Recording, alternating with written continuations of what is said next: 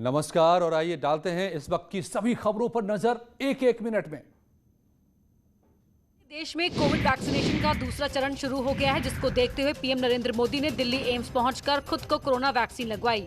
PM Modi ने Bharat biotech की Covaxin लगवाई है। उन्हें 28 दिनों के बाद अगली डोज दी जाएगी। पीएम के वैक्सीनेशन के दौरान एम्स निदेशक डॉक्टर रणदीप गुलेरिया भी मौजूद थे।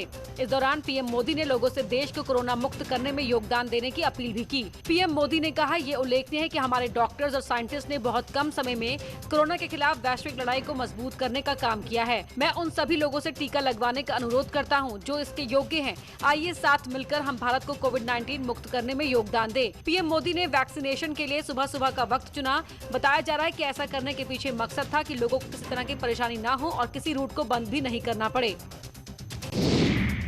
कोविड वैक्सीनेशन को देखते हुए सीएम योगी ने लखनऊ के सिविल अस्पताल का जायजा लिया। सीएम योगी सुबह 10:30 बजे के करीब श्यामा प्रसाद मुखर्जी सिविल हॉस्पिटल पहुंचे। यहाँ कोविड वैक्सीनेशन सेंटर बनाया गया है, जिसका सीएम योगी ने निरीक्षण किया।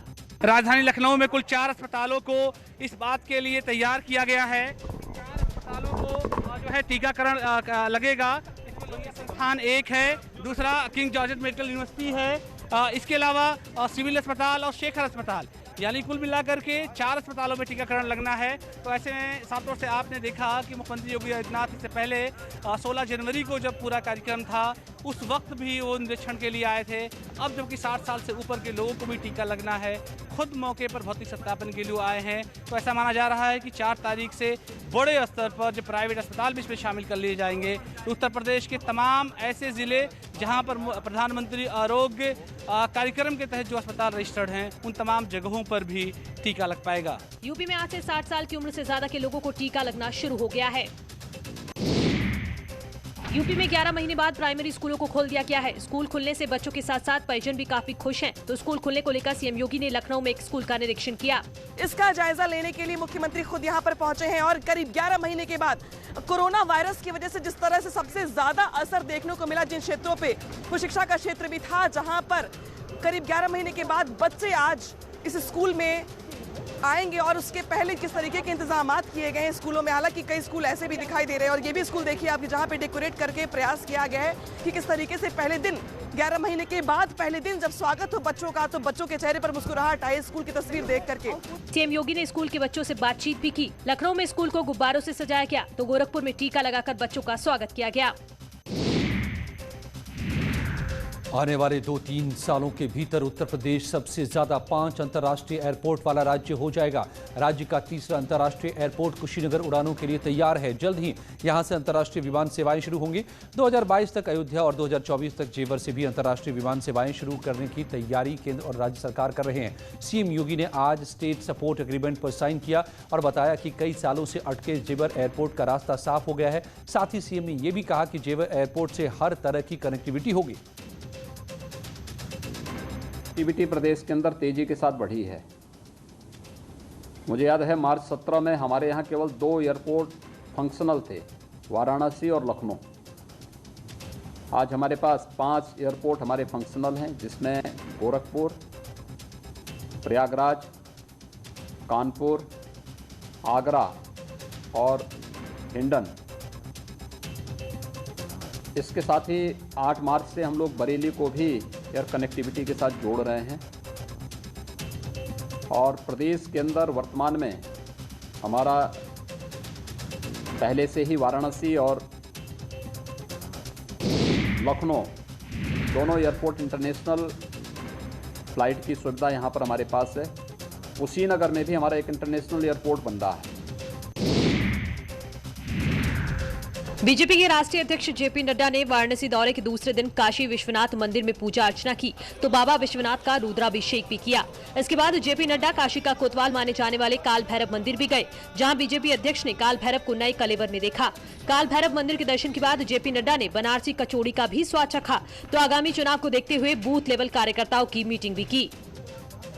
भाजपा के राष्ट्रीय अध्यक्ष जेपी नड्डा का आज वाराणसी में दूसरे दिन का दौरा था, जिसमें सबसे पहले वो काशी विश्वनाथ मंदिर पहुंचे। वहां पर षोडशोपचार विधि से बाबा का अभिषेक किया, दर्शन किया और बाबा को लेकर जो बाबा विश्वनाथ धाम बनाया जा रहा है, विश्वनाथ धाम बनाया जा रहा है, तो दर्शन के बाद उन्होंने विश्वनाथ धाम के कामकाज को देखा, वहाँ कितना काम हो गया है, कैसे काम हो रहा है, तमाम सारी जानकारियाँ वहाँ अफसरों से ली। उसके बाद वो पहुंचे यहाँ काल भैरव मंदिर और काल भैरव मंदिर में उन्होंने दर्शन किया और यहाँ पे पूजन किया और उसके बाद बूथ लेवल की बैठक में शामिल हुए और साथ ही साथ दर्शन के बाद बनारसी नाश्ता यानी बनारसी कचौड़ी सब्जी का भी उन्होंने आनंद उठाया।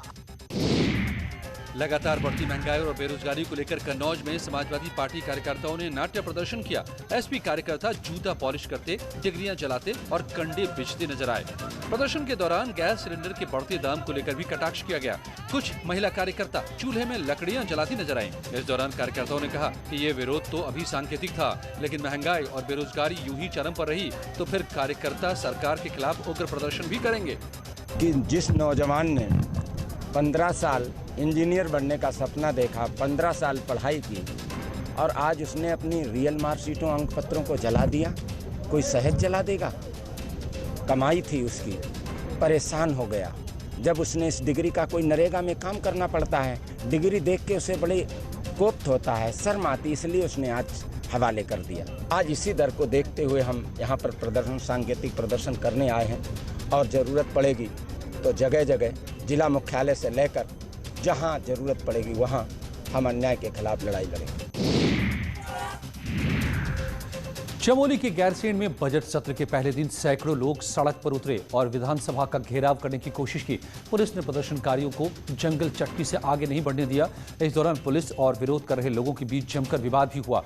काफी देर तक हुई नोकझोंक के बाद पुलिस ने भीड़ को रोकने के लिए वाटर कैनन का इस्तेमाल किया। पुलिस की कार्रवाई से नाराज लोगों ने पथराव शुरू कर दिया। लोगों ने यह प्रदर्शन नंदप्रयाग से घाट के बीच सड़क चौड़ी करने की मांग को लेकर किया। अपनी मांग को लेकर घाट में लंबे वक्त से लोग आंदोलन कर रहे हैं, लेकिन अब तक कोई समाधान नहीं हुआ। इसलिए आक्रोशित लोगों ने विधानसभा कूच किया और सरकार के खिलाफ जमकर नारेबाजी की। इससे पहले भी लोग तरह तरह से प्रदर्शन कर अपनी मांग सरकार तक पहुंचाने की कोशिश कर चुके हैं और आगे भी आंदोलन जारी रखने का उन्होंने ऐलान किया है। सरकार पर अनदेखी का आरोप लगाते हुए नाराजगी भी जाहिर की है। यूपी एटीएस को बड़ी कामयाबी हाथ लगी है। यूपी में पिछले लंबे समय से रह रहे 2 रोहिंग्याओं को गिरफ्तार किया गया है। दरअसल 28 फरवरी को एटीएस ने अलीगढ़ से फारूक नाम के शख्स को गिरफ्तार किया था, जिसे पूछताछ के बाद पुलिस ने उन्नाव से शाहिद को गिरफ्तार किया। फारूक और शाहिद दोनों भाई हैं। शाहिद उन्नाव की मीट फैक्ट्री में काम कर रहा था। हसन अहमद पुत्र नूर मोहम्मद है, जो कि ग्राम तमचन, थाना मगरू, जिला अकियाब, म्यांमार का रहने वाला है। इसको गिरफ्तार किया गया। उसी क्रम में इसके पूछताछ की गई और इसके भाई शाहिद पुत्र इस्माइल निवासी कासिम नगर, उन्नाव। जांच एजेंसियों के मुताबिक फारूक और शाहिद बांग्लादेश के रास्ते कई रोहिंग्या मुसलमानों को यूपी में लाए, तो फारूक बिहार, एमपी, तमिलनाडु, तेलंगाना, केरल भी गया था। यूपी एसटीएफ ने अयोध्या के रोनाही से एक नेपाली नागरिक को गिरफ्तार किया है। फर्जी तरीके से भारतीय पहचान बनाकर ये अयोध्या के एक मदरसे में पढ़ाने का काम कर रहा था। पकड़े गए युवक की पहचान मोहम्मद सलीम के रूप में हुई है। इसके कब्जे से 2 नेपाली सिम कार्ड भी बरामद हुए हैं। एसटीएफ के मुताबिक मोहम्मद सलीम इंटरनेट कॉलिंग और कॉलिंग एप्स के जरिए पाकिस्तानी नंबरों के संपर्क में भी था। सलीम खान नाम के व्यक्ति, जो कि लच्छनपुर जनपद बांके, नेपाल का रहने वाला है, उसको गिरफ्तार दिखाया है। इसके पास से नेपाली पासपोर्ट और मोबाइल फ़ोन, 2 अदद नेपाली एटीएम कार्ड, 1 अदद नेपाली, इसके अलावा जो यहाँ का आधार कार्ड, यहाँ का बायोडाटा और कुछ सर्टिफिकेट मिले हैं। मोहम्मद सलीम के कब्जे से एक नेपाली पासपोर्ट भी मिला है, तो भारतीय आधार कार्ड, बैंक पासबुक भी बरामद हुए हैं। एसटीएफ सलीम को कस्टडी रिमांड में लेकर आगे की पूछताछ में जुट गई है। यूपी में अपराधियों के खिलाफ ऑपरेशन क्लीन जारी है। मेरठ में पुलिस और गौ तस्करों के बीच मुठभेड़ हुई। इस दौरान पुलिस की गोली लगने से 5 गौ तस्कर घायल हो गए। पुलिस ने मुठभेड़ के बाद 6 लोगों को गिरफ्तार किया है। ये मुठभेड़ सरूरपुर थाना इलाके में हुई, जहां मुखबिर की सूचना पर पुलिस ने ठानी बाग इलाके में पशु तस्करों की घेराबंदी की। उधर अम्बेडकर नगर में भी पुलिस और बदमाशों के बीच मुठभेड़ हुई, जिसके बाद पुलिस ने 50,000 के इनामी बदमाश गुंडा और बजरंगी यादव को गिरफ्तार किया है। बजरंगी के कब्जे से तमंचा और कारतूस भी मिला है। जैतपुर थाना इलाके के राधा पुल के पास से मुठभेड़ हुई। वहीं कौशाम्बी में पुलिस और गौ तस्करों की मुठभेड़ हुई, जिसके बाद पुलिस ने 2 गौ तस्करों को गिरफ्तार किया, जिनमें से एक बदमाश पैर में गोली लगने से जख्मी हुआ है। कोखराज थाना इलाके के बाईपास पुल के पास ये मुठभेड़ हुई। पुलिस ने गौ तस्करों के पास से एक ट्रक भी बरामद किया है, जिसमें 20 गौवंश कैद थे, जिन्हें पुलिस ने आजाद कराया। वहीं मुठभेड़ के दौरान एक बदमाश मौके से फरार होने में कामयाब रहा। गाजियाबाद के राजनगर इलाके में बदमाशों ने दिन दहाड़े 10 लाख रुपए की लूट की वारदात को अंजाम दिया है। बैंक से पैसे निकालकर व्यापारी जैसे ही बाहर निकला, पहले से घात लगाए हथियारबंद बदमाश व्यापारी से 10 लाख रुपए लूटकर फरार हो गए। मेरे से आए 2 जने आए, पिस्टल दिखा के बैग छीन के ले गए। पिस्टल दिखाकर बैग छीन के ले गए। पूरा घटनाक्रम क्या हुआ था? पूरा घटनाक्रम मैं गाड़ी से उतरा था, गाड़ी से उतरने के बाद मैं हल्का सा आगे बढ़ा, मुझे शक सा हुआ। मैं वापसी गाड़ी में बैठने के लिए जैसे गया तो पीछे से भाग के आया, उसने एकदम बैग पकड़ा और पिस्टल दिखा दी मेरे को। और बस मैं एकदम बैग छोड़ के भागा हूँ आगे की साइड में। घटना की सूचना पर पुलिस टीम मौके पर पहुंची और जल्द ही घटना के खुलासे का दावा कर रही है। 2 लोग स्कूटी पे थे, मौजूद थे। संभवतः इनके मतलब ऐसा उनको लग रहा है कि उनका पीछा करते हुए भी आ रहे थे। जैसा उन्होंने कहा कि उन्हें अंदेशा है इस चीज का, वो इनसे बैग छीन के भाग गए। गाजियाबाद में 24 घंटे के अंदर लाखों की लूट की ये दूसरी वारदात है, जिससे व्यापारियों में दहशत है। फतेहपुर के खागा कोतवाल इलाके में 10वीं में पढ़ने वाली बच्ची का शव खेत में पड़ा मिला। बच्ची के परिजनों ने प्रेम प्रसंग में अपहरण और फिर रेप के बाद हत्या का आरोप लगाया है।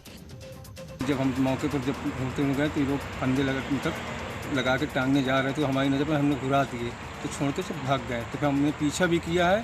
पीछा करने के बाद फिर बाइक से बैठ के निकल गए हैं। अच्छा, बाइक किसकी थी? हेलमेट लगा रखे थे और कोई मालूम नहीं है हमें। वहीं बच्ची की हत्या की सूचना पर पुलिस मौके पर पहुंची और घटनास्थल की वीडियोग्राफी कराई गई।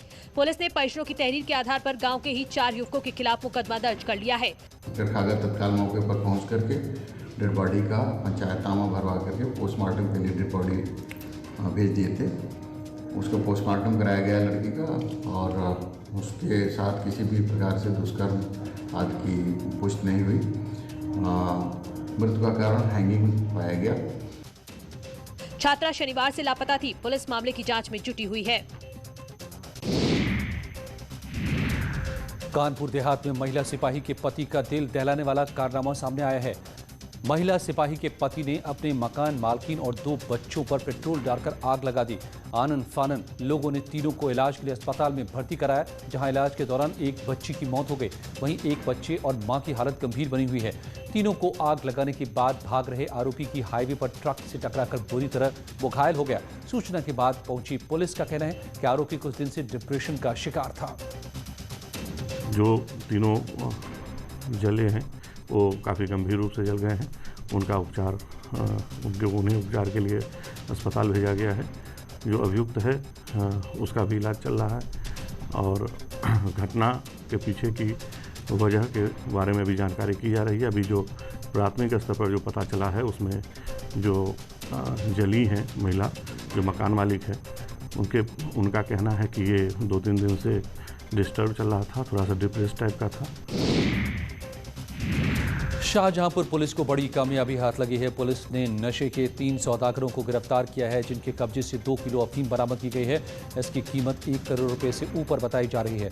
पुलिस के मुताबिक तस्कर बदायूं के दातागंज से अफीम लेकर पंजाब सप्लाई कर रहे थे। पुलिस ने कटरा इलाके से ये गिरफ्तारी की है, तो तस्करों के पास से तमंचे भी बरामद किए गए हैं। तीनों तस्कर गढ़िया, रंगीन और जैतीपुर इलाके के रहने वाले हैं।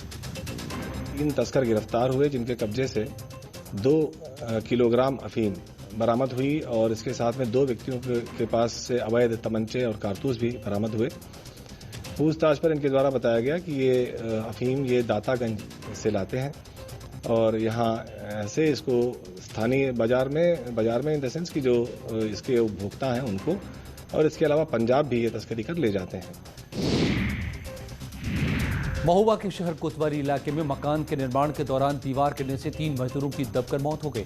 घटना की सूचना पर पहुंचे जिलाधिकारी ने मृतक मजदूरों के परिजनों को हर संभव मदद का आश्वासन दिया है। वहीं अवैध निर्माण करा रहे फरार आरोपी की तलाश में अब पुलिस जुट गई है।